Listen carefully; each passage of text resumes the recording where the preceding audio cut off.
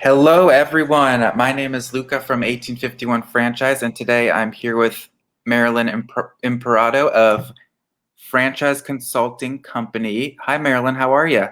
Good. How are you? I'm doing good. To start us off here, could you give us a quick intro on yourself and what you do and your company? Sure. So, Franchise Consulting Company is a consortium of over 140 plus franchisees across the country and globally that help from a consultancy standpoint with candidates that are looking for franchises.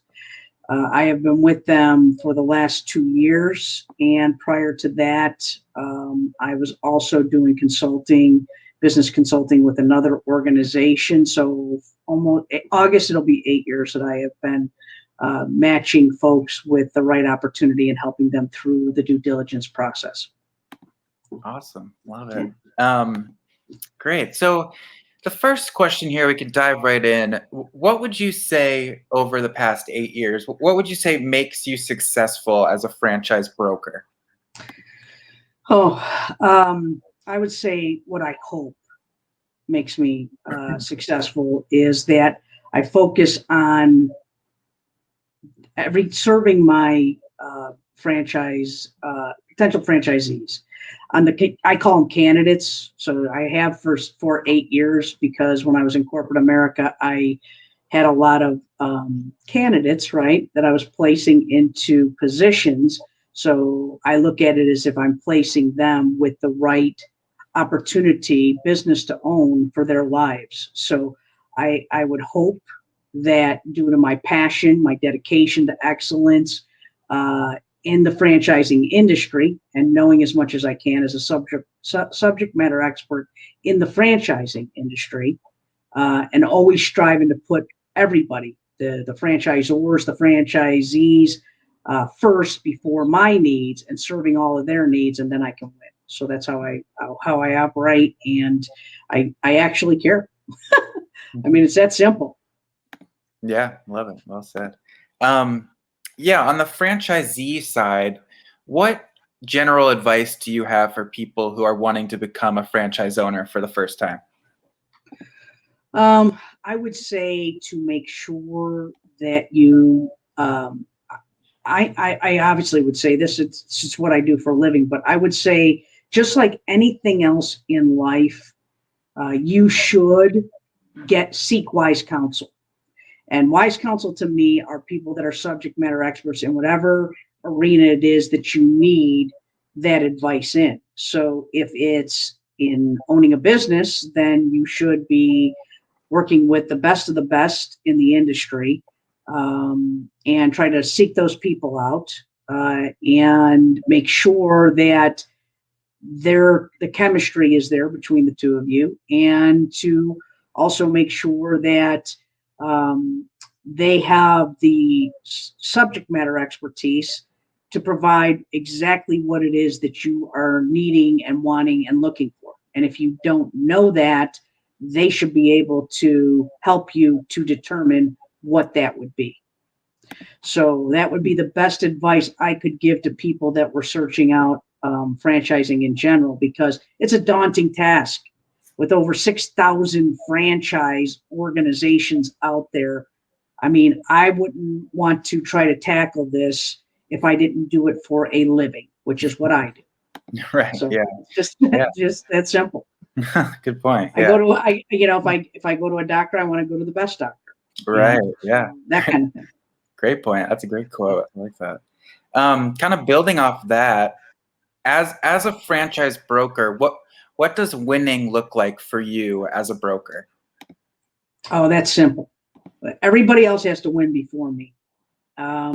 If I do right by the candidate and the candidate's happy with their choice of what that partnership's going to be with that franchise, then I feel like I've done the very best job I could do, because I'm also making the franchisor happy, because I'm bringing them somebody that's going to be passionate about their model and partnership, and that creates what I think is the perfect marriage. So once those two parties win, then I win.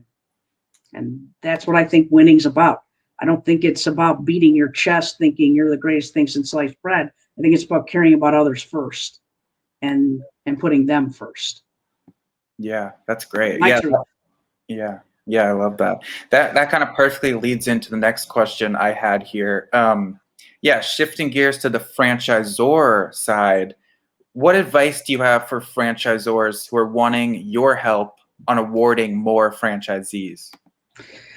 So through the years, what I've learned is that the very best way for a organization to be able to give me um, the best tools is to provide as much information as humanly possible about their brand, to be able to, for me to be able to evangelize that effectively to prospective candidates.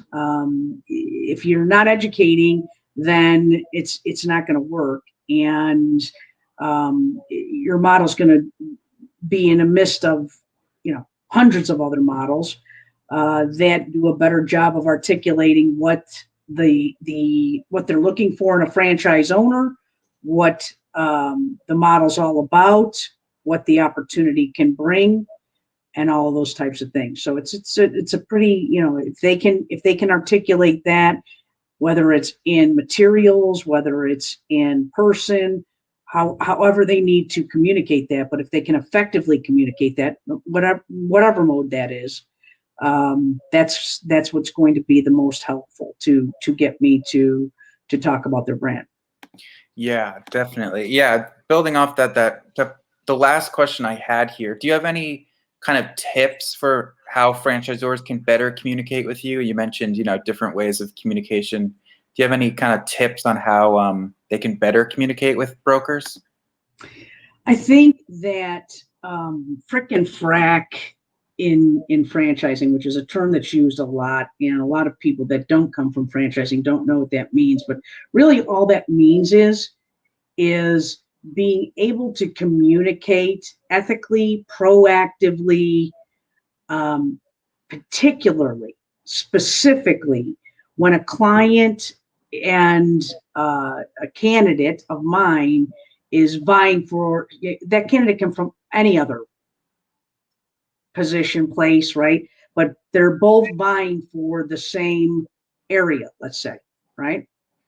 When you're putting a client through a process and a territory is taken away and they're not given the opportunity to purchase it sooner because they weren't informed effectively in the process, in the right protocol, in the right manner,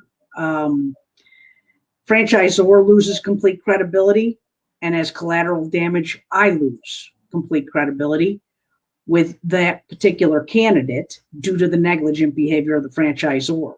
So to me, if you're not communicating at the bare minimum those kinds of things and showing that professional courtesy, the likelihood that I would ever show that brand again would be very unlikely, because they're illustrating exactly what they feel and think of people, which, they're going to do the same. If they're going to do that to me and they're going to do it to a candidate, they're going to continue to do that. Right. Yeah. Yeah, that's great insight. Well, those were all of my questions. This was so great. Thank you so much, Marilyn, for speaking with 1851 today. Yeah, I really appreciate it. I hope you have a great rest of your day. You too. Thank you so much.